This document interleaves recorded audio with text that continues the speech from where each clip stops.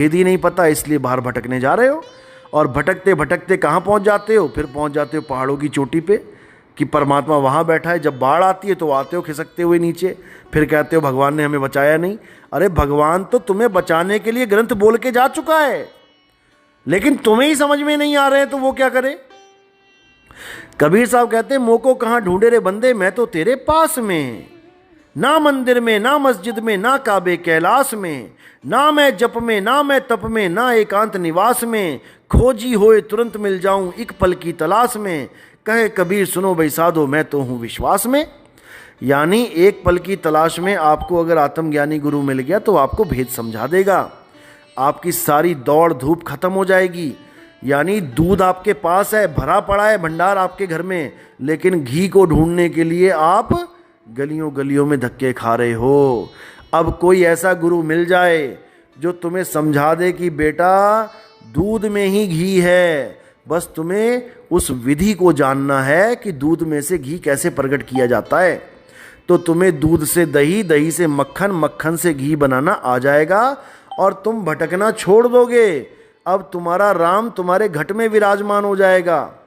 घट घट मेरा साइयां, सूनी सेज न कोय, बलिहारी व घट की, जिस घट परगट होए। जो जो अपनी आत्मा को जान लेगा, अंत समय में वो अपने शरीर को केचुली की तरह उतार देगा। केचुली यानी जैसे सांप जब अपनी पुरानी स्किन को उतारता है तो पूरी स्किन को उतार देता है।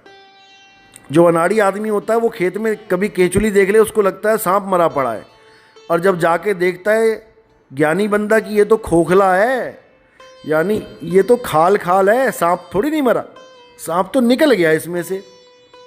इसी प्रकार जब आपकी मृत्यु होती है, आपके भाई बहन की मृत्यु होती है, आपके माता पिता की मृत्यु होती है, तब आप ज्ञान रूप में समझ जाते हो कि मेरे माँ बाप मरे नहीं हैं, सांप मरा नहीं, सांप ने केचुली छोड़ी है, मेरे माँ बाप मरे नहीं हैं, उन्होंने इस देही को छोड़ दिया है, त्याग दिया है।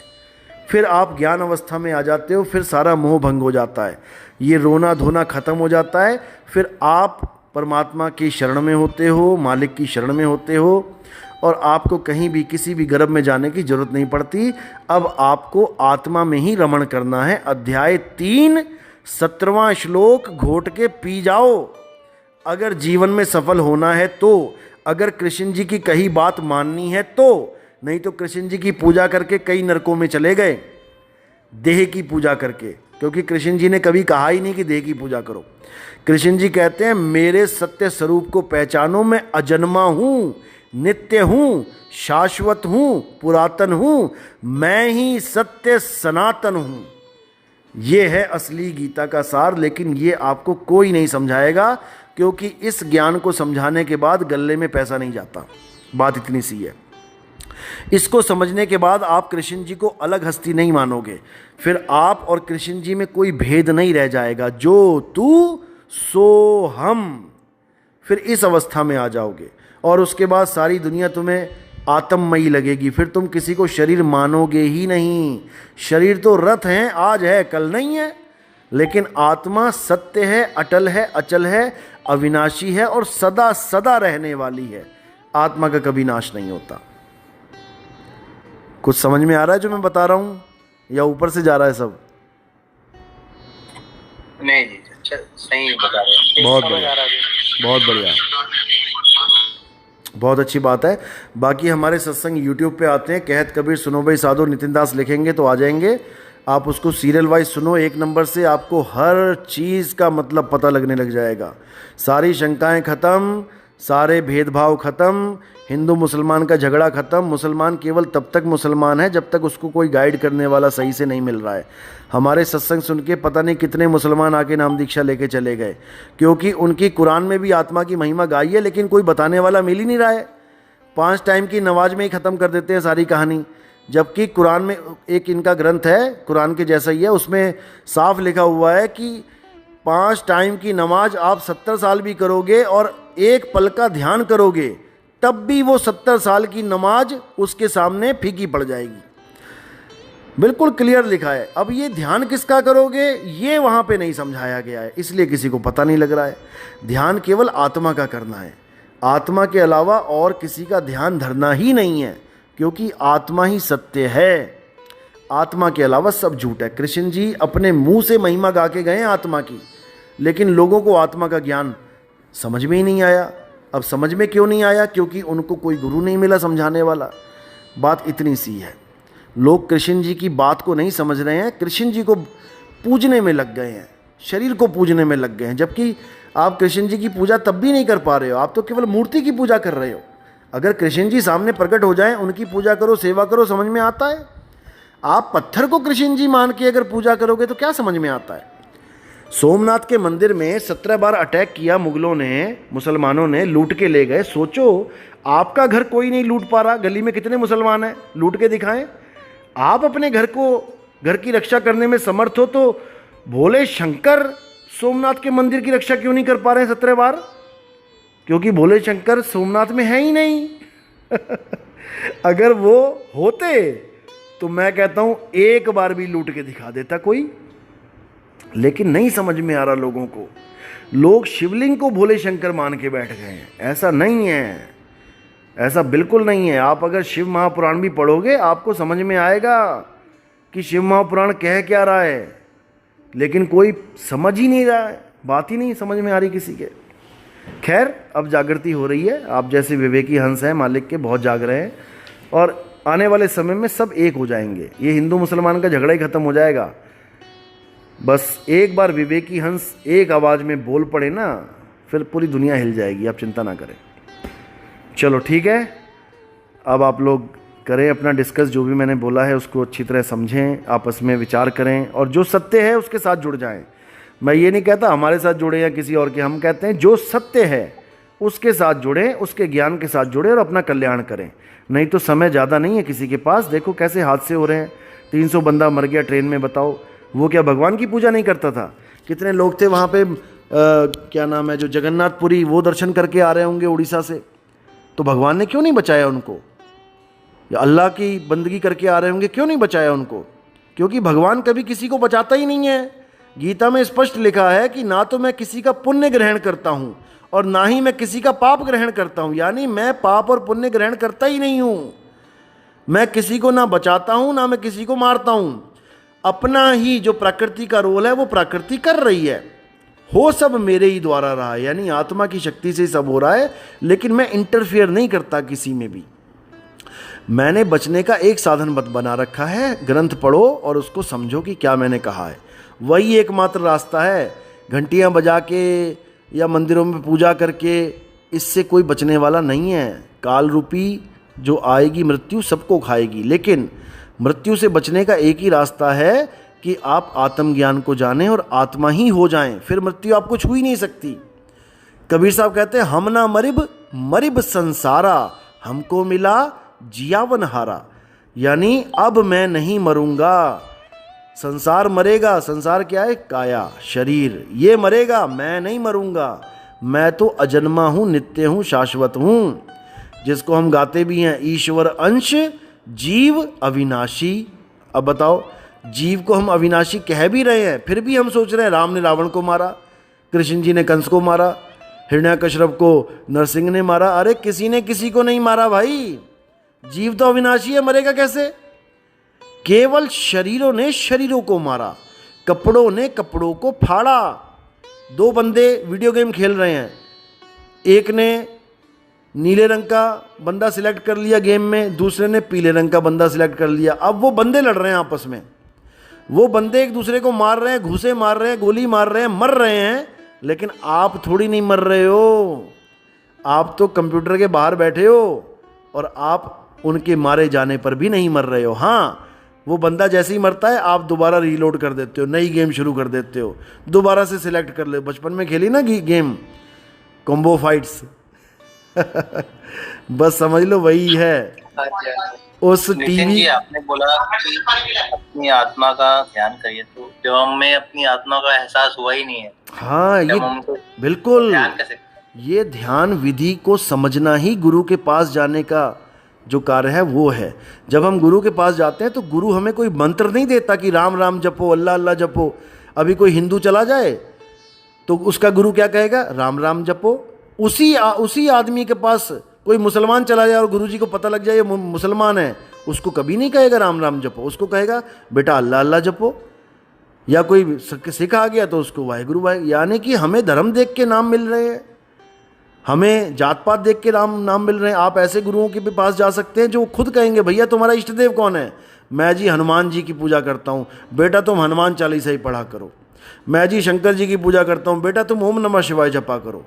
यानी वैरायटी लगी हुई है कि तुम्हें क्या पसंद है वही ले जाओ। अरे भाई हम राम जी के नाम को तब भी जानते थे जब तुम्हारे पास नहीं आए थे, हम शंकर जी के नाम को तब भी जानते थे जब तुम्हारे पास नहीं आते, तो तुम्हारे पास आने का क्या फ़ायदा हुआ? जो राम राम हनुमान हनुमान हम घर बैठ के जप सकते हैं, तो गुरु के पास जाने का क्या फ़ायदा हुआ? जो चीज़ हमें पता है वही तुम हमें बता रहे हो। गुरु के पास जाने का फ़ायदा तब होता है जब आत्मज्ञानी गुरु आपको मिल जाए, तब वो आपके सारे मंत्र तंत्र छुड़वा देता है, राम राम जपना छुड़वा देता है, अल्लाह अल्लाह जपना छुड़वा देता है, वाहेगुरु वाहेगुरु जपना छुड़वा देता है, और फिर तुम्हें असली राम से जोड़ता है, असली अल्लाह से जोड़ता है, असली वाहेगुरु से जोड़ता है, क्योंकि वो तुम्हें तुम्हारी आत्मा से जोड़ता है। और जब तुम अपनी आत्मा से जुड़ते हो तब तुम्हारे अंदर दिव्य ज्ञान प्रकट होता है। जैसे पंखे को हाथ लगाना और करंट को हाथ लगाना, जिसमें जमीन आसमान का अंतर है, इसी प्रकार प्रभु का नाम जपना और प्रभु के साथ जुड़ जाना, इन दोनों में जमीन आसमान का अंतर है। जैसे पानी पानी जपना प्यास लगने पे और पानी को पीना, जमीन आसमान का अंतर है। तो पानी पानी जपना छुड़वाना है और पानी को पिलाना है। पानी आपके पास है, पानी किसी मंदिर में नहीं पड़ा, पानी किसी मस्जिद में नहीं पड़ा है। मतलब जैसे कई वाणियों में भी आता है कि तेरा एक नाम तारे संसार, बिल्कुल, और बिल्कुल। कलयुग में भी नाम आधार। तो ये नाम की तो बात हो रही है, बिल्कुल। आप नाम के लिए मना कर रहे हैं। अरे नाम ये 52 अक्षरी नाम थोड़ी नहीं है, अक्षर नाम थोड़ी नहीं है। फिर तो राम राम करके केवल वही पार होंगे जो हिंदू हैं। अगर एक नाम की बात है, जैसे कलयुग में एक नाम आधारा, एक नाम, तेरा एक नाम तारे संसार, तो पहले तुम एक पे ही आके दिखा दो सारे संसार वालों। हिंदू मुसलमान सिख ईसाई सारे इकट्ठे हो जाओ और एक नाम सिलेक्ट कर लो कि इससे हमारी मुक्ति होगी, तब तो मैं मानूं कलयुग में एक नाम आधारा। अरे एक नाम को तो तुमने हजारों नाम बना दिए। इसीलिए कबीर साहब कह रहे कोटि नाम संसार में, इनसे मुक्ति ना होए, गुप्त नाम सतपुरुष का, बूझे बिरला कोई। करोड़ों नाम बन गए हैं संसार में और इन्हीं को जप के लोग बर्बाद हो रहे हैं, क्योंकि ये इंसानों की उपज है, इंसानों का दिमाग है। कैसे जीभ को घुमा के रा बोलना है, रा। देखो जीभ कहाँ लग रही है, जाके बोलो रा। और जिसकी जीभ कट गई हो वो क्या बोलेगा? जीभ कट जाए तो सारे 52 अक्षर खत्म हो जाएंगे। इसीलिए कबीर साहब ने बोला 52 अक्षर जीभ आधारा, आदि अक्षर जीभ्या से न्यारा, वाही को सत सिमरण कहिए, सिमर सिमर नर उतरो पारा। 52 अक्षर जीभ के द्वारा बोले जाते हैं।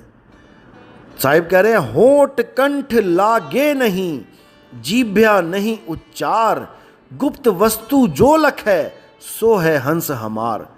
गुप्त वस्तु को नाम बोला गया। नाम एक वस्तु है, नाम कोई मंत्र नहीं है कि हिंदी पंजाबी उर्दू फारसी के मंत्र हैं।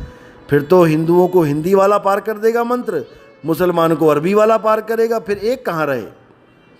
तेरा एक नाम तारे संसार, यानी परमात्मा का एक नाम सबको तार सकता है। और वो नाम क्या है? आत्म राम ही वो नाम है। अपनी आत्मा को जानना ही वो राम है। और आत्मा एक है, एक स्वरूप है। आत्मा अलग अलग नहीं है कि सबकी, वो एक स्वरूप है। उस स्वरूप को जानना है बस, तब कल्याण होगा। कबीर साहब कहते हैं तुमसे कहूँ मैं नाम विचारी, ना वो ज्योत ना पुरुष ना नारी। क्योंकि नाम जपने पर अगर आप जाप करते हो तो आपको क्या होता है? आपके अंतर में प्रकाश हो जाता है। चैंटिंग का एक फ़ायदा होता है कि आपके अंदर एक ज्योत जग जाती है, बस यही फ़ायदा, इससे ज़्यादा कुछ नहीं। लेकिन कबीर साहब उसको भी डिनाई कर रहे हैं। तुमसे कहूँ मैं नाम विचारी, ना वो ज्योत ना पुरुष ना नारी। जहाँ पर हम माथे पे टीका लगाते हैं, आप देखोगे कई संत वहाँ पर ज्योत बना लेते हैं, जैसे अग्नि प्रकट है। वो अग्नि क्या है, वो ज्योत क्या है, वो हमारा मन है। नाम जपने पे मन हमें क्या करता है, मूर्ख बनाता है। मन अपना स्वरूप दिखा देता है वहाँ पे, ज्योत स्वरूप, प्रकाश स्वरूप, और हम उस प्रकाश को देख के सोचते हैं कि हमें परमात्मा मिल गया। यही चाल है उस मन की। गुरु नानक साहब कहते हैं, मन तू ज्योत स्वरूप है, अपना मूल पहचान। यानी जो अंतर में ज्योत जग रही है वो मन का स्वरूप है, परमात्मा का नहीं है। हमें अपना मूल पहचानना है कि हमारा स्वरूप क्या है। हम ज्योत को देख रहे हैं, इसका मतलब वहाँ पर दो चीज़ें हैं, एक दिखने वाली चीज़, एक देखने वाला। तो देखने वाला कभी भी दिखने वाली चीज़ नहीं हो सकता, क्योंकि जो दिख रही है वो दृश्य है और जो देख रहा है वो दृष्टा है। दृष्टा कभी दृश्य नहीं हो सकता।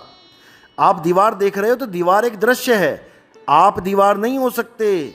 आप अपना शरीर देख रहे हो तो शरीर एक दृश्य है, आप दृश्य नहीं हो। आपने दृश्य को त्यागना है और जो दृष्टा है उसको जानना है कि वो क्या है। वो दृष्टा ही आत्मा है। यह आत्मा ही हर चीज़ का अनुभव कर रहा है, लेकिन अपने आप को नहीं जान पा रहा है। हर चीज़ का ज्ञान वही ले रहा है, लेकिन अपना ज्ञान नहीं है उस आत्मा को। बस इसी को समझना है। तो जिसको ज्ञान नहीं है वो जीवात्मा कहलाता है, और जब उसी को ज्ञान हो जाता है तो वो परमात्मा कहलाता है। जितने भी हम कहते हैं ये परमात्मा, सब संतों को परमात्मा के रूप में देखते हैं। मेरे को दे वो भी। हाँ जी, मैं ये पूछना चाहती हूँ आपको बहुत प्यार, कि शब्द गुरु सुरत धुन चेला का क्या मतलब है, कुछ बता सकते हो? बिल्कुल जी, बिल्कुल, यही मैं समझा रहा हूँ। शब्द गुरु सुरत धुन चेला, सुरत धुन चेला। हाँ, इसका मतलब ये है कि ना तो गुरु, जो गुरु धारण किया हमने, ना तो वो शरीर गुरु है और ना ही कोई शरीर चेला है।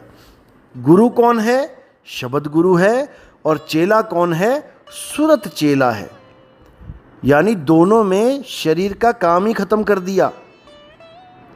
शरीर को गुरु मानोगे तो शरीर एक दिन नष्ट होगा, फिर तुम कहोगे हमारे गुरु जी मर गए। अब गुरु ही मर गया तो चेला कैसे बचेगा? इसलिए गुरु शरीर नहीं है, गुरु शब्द है। ये बाणी नानक साहब की है, शब्द गुरु सुरत धुन चेला।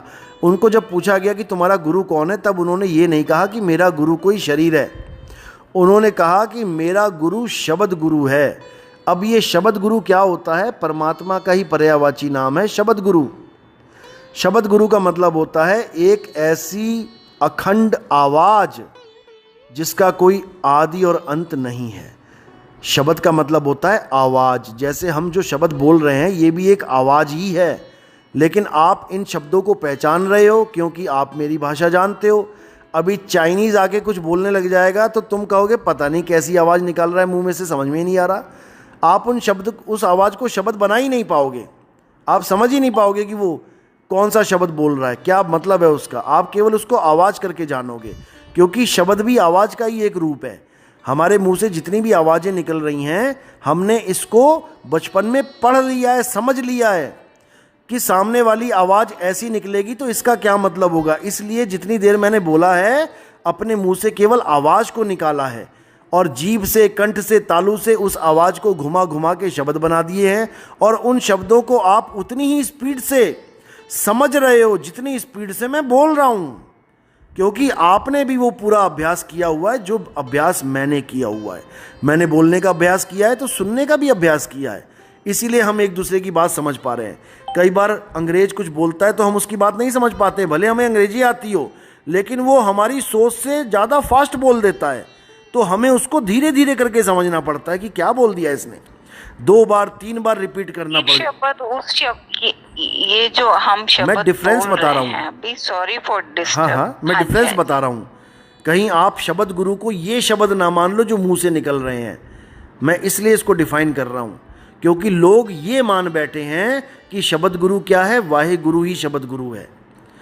वो उस शब्द गुरु को मान लेते हैं जो बोलने लिखने पढ़ने में आते हैं। जबकि कबीर साहब की वाणी आप पढ़ेंगे गुरु ग्रंथ साहब में तो वहाँ पर बिल्कुल स्पष्ट लिखा है, 52 अक्षर जोरे आन, सक्या न अक्षर एक पहचान। यानी 52 अक्षरों को जोड़ जोड़ के हर धर्म के लोगों ने शब्द बना लिए, अपने अल्लाह का वाहेगुरु का नाम बना लिया।